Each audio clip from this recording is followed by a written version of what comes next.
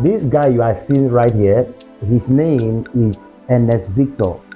He's a guy that tried to escape from Nigeria into Europe and he's 24 years old. Today, I want to show you his story and you will hear from him. This guy, tried to escape from the state of Nigeria, the poverty and everything going on in Nigeria. That was immediately after Tinubu became president. He tried to pass through the Sahara Desert and the Mediterranean Sea, and a lot of things happened. And after some months on the journey, he was deported back to Nigeria. He could not make it. And when he came back to Nigeria, he discovered that the fuel that was 185 naira before he left has now gone up to 1,250 naira. And his suffering became much more than when he left. I want you to listen to this story to the very end. Subscribe to this channel if you have not subscribed, and make sure you share this video because this is to encourage a lot of Nigerians. This is to bring awareness to what is going on. Watch the video. Hi, my name is Earnest Victor. I'm 24 years old. I want to share my story to the world, how I tried to escape from Nigeria to Europe in search of greener pasture. I journeyed through the Sahara Desert and the Mediterranean Sea to look for the greener pasture. Oh my goodness, bro, I can't believe you tried to risk your life traveling through the Sahara Desert and the Mediterranean Sea just to look for greener pastures in Europe. How did this all begin? Boss, it was like me passing through a hell to go and survive.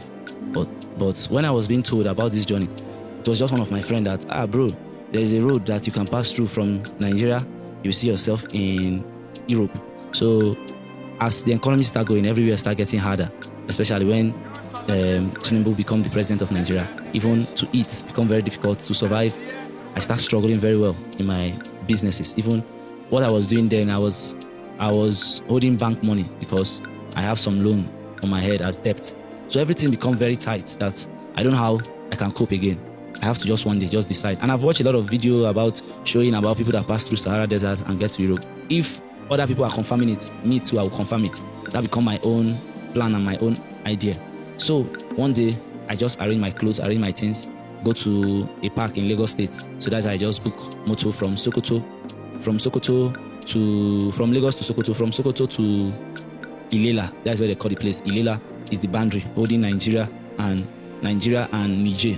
That is where I start seeing this place. Chance of surviving is not like the way I am in Lagos and Nigeria. So, number one, the way the bike man first took me inside the bush and was driving inside desert like this, running like someone is pursuing him. He ran for over like going to good 2 hours. The bike man keep on running. I was like, where is this guy running with us? Where is he taking us to? And finally, we got to a place that they dropped. I saw a lot of people too that they are also going for the journey. That's how they was squeezing everybody together. Everybody was screaming, shouting, hey. They just drive us zigzag. We don't know where we are going to until they drop us in one bush in desert. We were very thirsty. So some people there were selling water, one pure water. That is where they were selling pure water actually there. And that pure water, they were selling one for 1,000 sefa, and that 1,000 sefa equivalent to Nigeria is 3,500 naira. So, but we don't have choice. We have to buy the water to drink. From there, they start moving in the desert. We don't know where we are. We just seeing ourselves in the desert. From that desert again, they took us to another desert where they kept us in the sun, like an empty ground. That we should stay and sleep because it has become already like something around 4 o'clock to 5 o'clock in the morning. But what keep on making us to be moving is, as we are plenty, it's not only me. We keep on trying to encourage ourselves. No worry, our front go better. We go confirm Europe, this one, that one. So from there, I can't reach anybody anymore because from there, my phone SIM card become disconnected, and there's nowhere to buy SIM card. There's nowhere to reach anybody. Nobody to reach. It's just to be in the bush like that. And it's not even bush, a desert, because bush even have tree. This one don't have tree. It's a pure dry ground. The pure water I even stored in my bag, I've given out. I was even left with around 3 to 4. You were giving people your water? My water, yes. I was giving out to people because a lot of people is very thirsty. Yeah. And many crowd was not even knowing that where we are going, is very hot as of that extent. So many people now is running out of thirst. There was a girl, she was even fainting. The girl has started fainting that I've dropped because the water is already finished. Me that I'm even secure, let me have 4 with me. I was like, this water don't finish already. If I give you now, me self, I know nobody want. So the girl was like, please, I should give her. The girl was even saying anything that you want to do with me. The girl was willing to give anything for her to just drink water as of that process. So on that process, were people there too? A lot of people were there struggling with their own self. Some people were struggling. There's no how we can, funny enough, there's no how we can go out from that place, because if you go out from that territory you have lost. There's no how you can come back anymore again, because 2 people went to find water. We were not able to see them again. Anybody that leave that place, because it is something that they call a very thick sand. It's only those Arab men that know how they kept us, where they kept us, and how they can come and meet us. In that place, there was one girl, she gave up because she was not able to survive on the test and everything. That girl gave up there. So that is on the front of, she lost her life. Wow. On the corner there, that is where some people went and opened sand with their hand. It's our hand we used to dig the ground. To bury her. To put her on the ground. Chai. So, and so rest in peace. So after that one again. And I'm sure our family will not know. It's a Sahara anybody that just on his own. Your family will never know about your whereabouts. Who know about where even, nobody even know where even. They'll just consider her missing. Yes, that is it. They drove us again from that location that we had to another place within the Sahara Desert. They said we should come down. We men, we came down with some ladies. Then like few ladies, they went with them. After some time again, they brought those ladies back. So we don't. People don't know what they use. We don't know what they did. They don't know what they did. So that night they tell us they were going to be going to the next stage. We said okay, no problem. So the next stage we going to Algeria. So it was not an easy journey. On that process, our Arab man, when they are driving, once everybody have entered the hills, you fall off, is your own. You stand in, is your own. He was speeding massively. One of my guys that, because he covered his face because of the sand, all the whole sand. So in the process, where he's arranging himself, you fall off. We are hitting the hills. Hey, boss, hey. The Arab man is not stopping. He's not stopping and people are falling off. I say people are falling off, he's not stopping. We can't stop the person. If you don't talk too much, if you even talk too much, either he bring out gun to threaten you or he even flog you. Human being is treated like animal. If you don't have a say, you don't have anything you want to say on that journey. Say you want to talk. If you talk, they are giving you better beating. Me, I collect better beating. That was just saying, mon ami, pardon. That one was even. It was when I was trying to help one girl. I was even. Oh, you don't learn their language, Nana. Yeah, mon ami, pardon. That is only what I can say. Pardon means please forgive. Yeah, forgive me. So that is how he was just speeding. The guy fall off. He was not. Normally, he was also maybe stop. Let this guy enter, but they are not stopping. Chai. So he has to stay there to. That's just the reality truth. Jesus Christ. It's not that he's like maybe fall, he has bruises or something. Let him come and join the motorboat. He has to just be there. Nobody's taking him back. Nobody's packing. That becomes the law. Then there's where he drive. All of us, you can't do anything. Even say one of the major thing that is just in the journey is that even in the journey, even if someone your eye here, even for you to cry yourself is very hard. You can't even cry. You can't even feel anything. Your hope is just I'm going to Europe. That becomes your own hope and your own thinking. You don't even think about human being. Then I don't know how Algeria police saw what are they calling it? The helos. The Algeria police start chasing our motor because it's human trafficking. So they don't allow, it's a very serious offense. And it is their own citizen that is doing the business, which is Algeria citizen. So in that process, they chase the motor that the man have to run into heavy, thick desert. Because if he's going on his own, you don't have problem. But once he's carrying human being, that becomes the problem. I heard that you were sold. At which point were you sold? So from Tebesa to where I was being sold, they sold like I entered normal, what are they calling it? Normal taxi. We don't know that where they are taking us to is where they are going to go and sell us to Guinea and Ivory Coast, Ivorian guys. So those guys now, I don't know how they do their selling and buying, but you just know that you have been sold. That's all they just say, that you have been sold. I have to start calling all my families. I call my father, I call my uncle, I call my brother. I start begging everybody, please, I've been kidnapped because they're not letting me to go. Every day they have beat me today, they have beat me tomorrow. They like bringing you out. They'll beat you now in the night. They'll beat you tonight. They'll let you to sleep in the morning. They bring you out again, continue the beating. I say, what the kind of beating they beat me, after they beat me, I fall very, very, very, very, very sick. So one of my uncle responded. So it was all they gathered money. Everybody gather. And they were able to pay. So after that, they finally free me. So I got to the next stage, which is called Tunis, the capital of Tunisia. Those people, the Tunisia people, they don't like we black. If you want to get water, you have to walk from here to something like up to like 15 kilometers to go and get water. It's not that you're getting water like one rubber of water. They're only getting like all these, they are ragolis, because that's what we used to fetch the water. You just made me realize that Nigeria is not that so bad, because I mean, if you have to be in an environment where you have to lack water in that way, it's crazy. I don't think there's any place in Nigeria where you will lack water. So I don't think it's not just you, it's also affecting some of their citizens too. Yes, even them, their citizens too, they are also poor. It's not even only we Nigeria. I can imagine. They are also poor, they are very poor. It's a poor country because there is nothing. Even their citizens know that they don't have anything. So at which point did you get into the sea?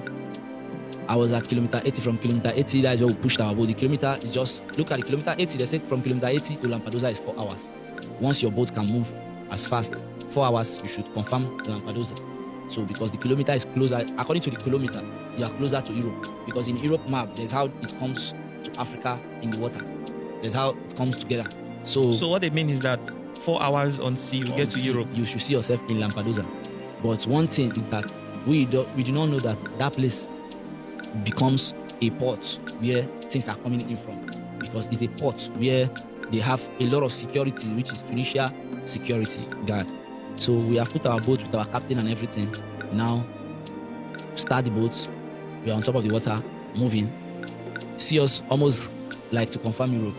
The next thing, police, Tunisia police, because they move with speedboats, and once you have been catched, they will tear gas you, they will stone you, they will start hitting your engine so that the engine should off.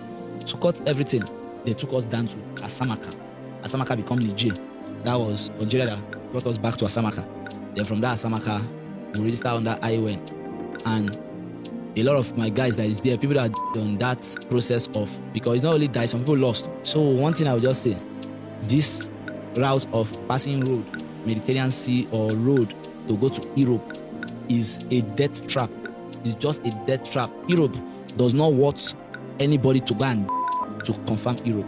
Instead of you to pass through road and go to Europe, it is better you save or walk gradual and be able to raise fund and go in a legal way. Anything illegal way by human trafficking, I don't advise any of the Nigeria.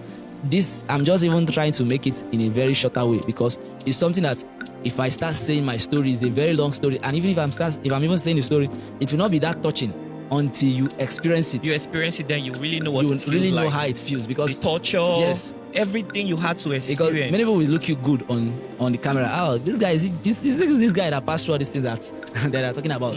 Yes, because it's not showing. They are expecting you should look somehow, but yes, it is not showing, because yes, I've come back to my country. It's my country that make me. So you were finally deported back to Nigeria. Yes. Yeah. So when you came back, how did you start your life again?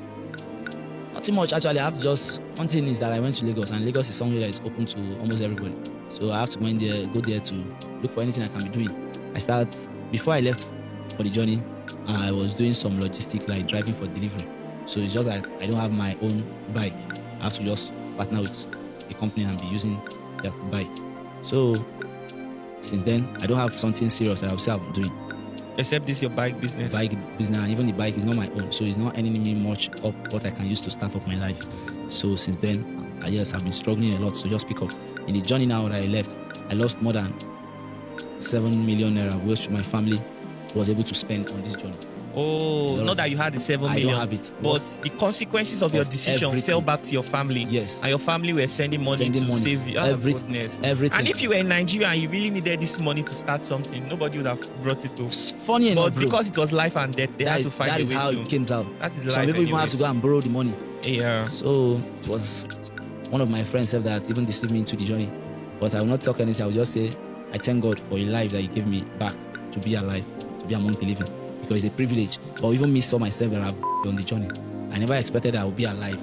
Me that I'm here even talking is just by His grace. So that's one thing I can only just testify. So thank God for your life. Story. And you are 24 years old. Yes, boss.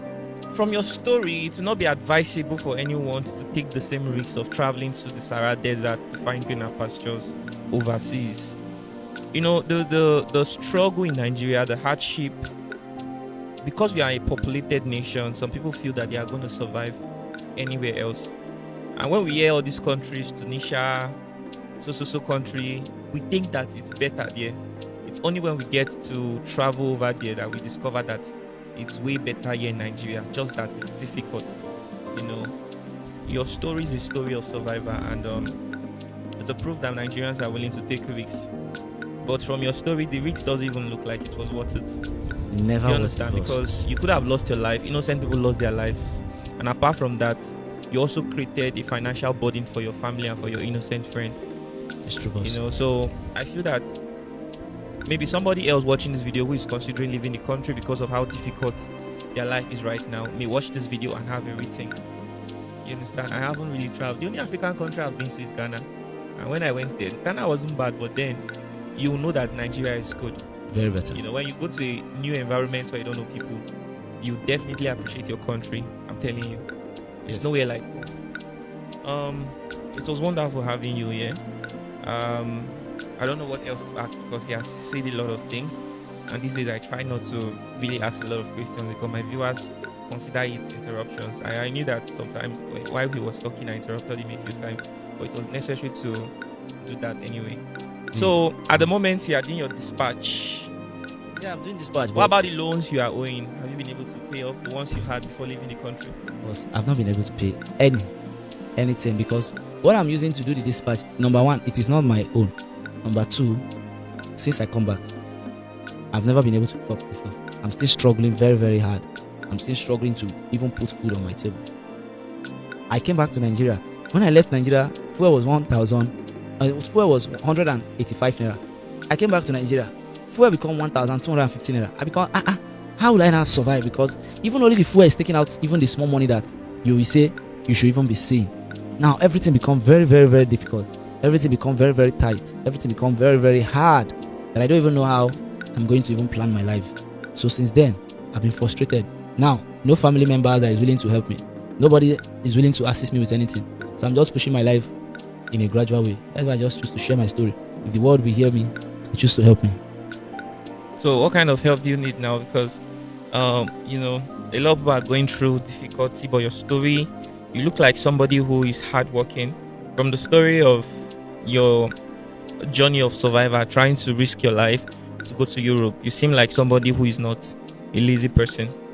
I really don't know what to say right now, but if there's anybody who is watching this video and feel that they want to help this young man, it will be necessary that we try to help him.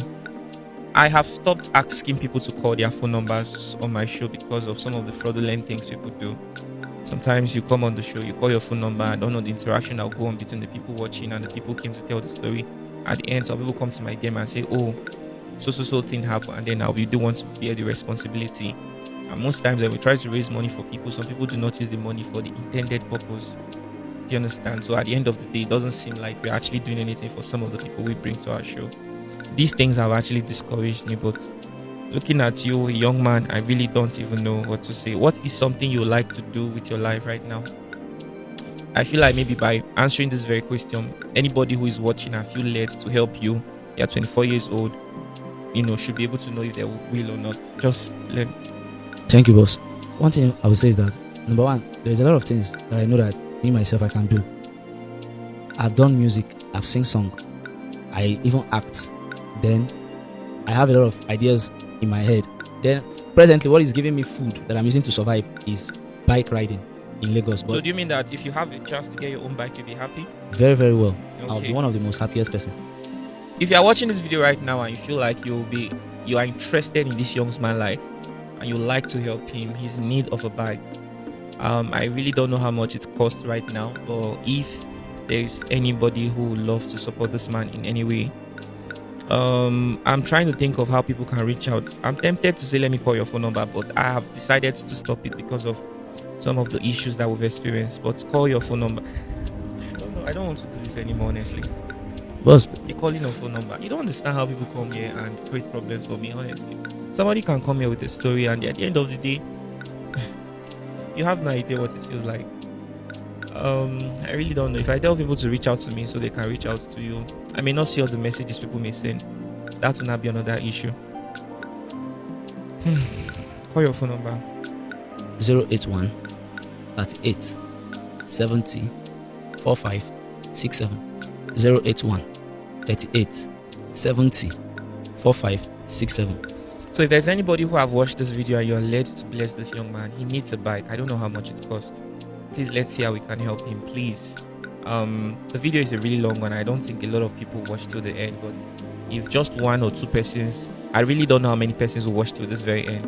If you are led, no matter what, let's see how we can support him, so he can have a good start for his life. Hopefully from there he should be able to take charge of his life and bounce back. Okay, life is difficult for a lot of people, but let's see how we can help make somebody. How much is that bike? Because I'm using big bike, which is dispatch bike, not now it's over going to 2 million naira. 2 million. Hey, God. The bike was 650,000, but as of Tinubu enter, thing run to 2 million naira. It's like 1 point something 2 million. That's how you get the bike presently. I really don't know what to say at this point. I've tried my best to share the story. It's now left alone for people. We don't even have the capacity to help because that is how. So even if I don't even get the bike, I can get an engine for my own because I have a bike, but there's no engine. I have a picture here. There's no engine. And it's left, like I said, the reason I don't like putting people's phone number is that when somebody with good intention tries to contact them and say, how can I help you? Some people leave the main reason of what they really want and begin to mention other things. From needing a bike, some people say, oh, house rent. Some people say, oh, I'm not feeling well, I'm sick. And before you know, the person wants to help you feel discouraged, and at the end of the day, they won't even get any help at all. Or some of them will try to abuse the privilege, and maybe if you are lucky and people, a lot of people reach out to you, they feel like more people keep on reaching out. So instead of using it to buy bike, they want to go buy clothes, buy phones, and at the end they don't buy bike. And they'll never ever reach out to us to say, oh, we were able to buy a bike after the story has been shared. I feel really discouraged from sharing people's contacts in the video. No, it's not about you being my boy. It's about you just, doing the right thing. You understand me? You see, when you do the right thing, God sees your heart and He'll send help. That is the way life works. And one thing with these kinds of videos is that sometimes these videos, somebody can just watch it 6 months later and just reach out to you from nowhere. That is how life works. So there's a man who always supports my work. Like when I bring people to my show, he's always supporting. I think he has sent a lot of money through my foundation to people. So I'll try to see if I can share this video to him. If he is interested, I feel like that man alone can even buy this bike. That's if he shows interest, but I know that he deals with a lot of issues like that. So he might not be so buoyant at all times. But I'll be very happy if anybody will be willing to help you, because you're a young man. It is easy to repair a young person than to fix an adult.